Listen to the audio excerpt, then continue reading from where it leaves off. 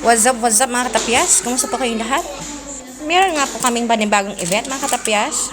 Ito ay pinamagatang Around the World. Kailangan magawa ko tong aming simple na wall design mga katapyas dahil bukas na yon. Pag sinabi nga po na around the world ay kailangan nung i-represent yung mga iba't ibang countries, ipaliwanag sa mga bata, pati ang kanilang mga flags. Minadali ko nga katapyas ang pag-laminate ng mga letters na ito dahil mga ilang araw na itong nasa akin pero hindi ko magawa-gawa. Sinadya ko nga pong agahan ang aking pagpasok para magawa ko ng mabilisan to. Nasihan nga ako sa weather today. Kasi kaninang umaga bago pumasok ay talaga namang mahangin at it's cloudy ba? Cloudy. Ilang araw na nga rin po katapyas na malungkot ang aking dashboard. Paano naman kasi, ilang araw na rin akong walang oras na mag-voice over. Meron naman akong mga video na kailangan na i-edit pero wala talaga akong time.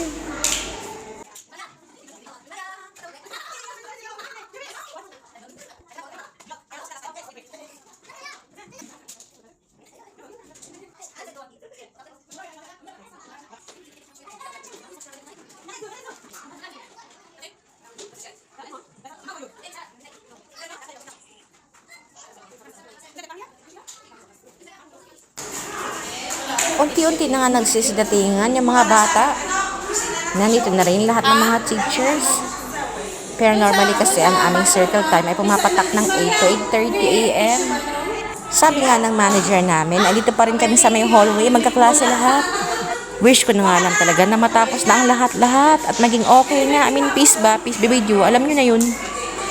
Actually, alam nyo, minsan talaga kahit pilitin mo maging masaya o sabihin sa sarili mo na okay na lahat, pag alam mong meron pa rin something, hindi ka pa rin mapakali. Thank you pa rin dahil sa last 2 weeks ay nakatulog din ako ng kahit paano mahimbing. Hindi naman masama na mangarap tayo na maging mabuti ang lahat. Hindi rin masama na mangarap tayo maging mayaman tayo lahat. Pero syempre, kailangan mo labanan ang agos ng buhay. Pero for some instances, hindi mo siya kayang labanan. Hindi mo rin siya pwedeng labanan or dapat na labanan. Just go with the flow. It depends na lang yun sa iyong sitwasyon. As of now po, bilang OFW, ang aking sitwasyon dito ay just go with the flow. Go with the flow meaning na magtrabaho ka na lang muna dahil kailangan mong kumita. Go with the flow na kahit nahihirapan ka o may sakit ka, kailangan mong magtrabaho.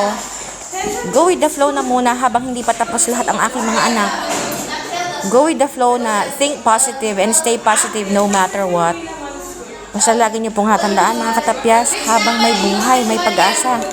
O siya katapyas, ingat po tayong lahat. Thank you so much.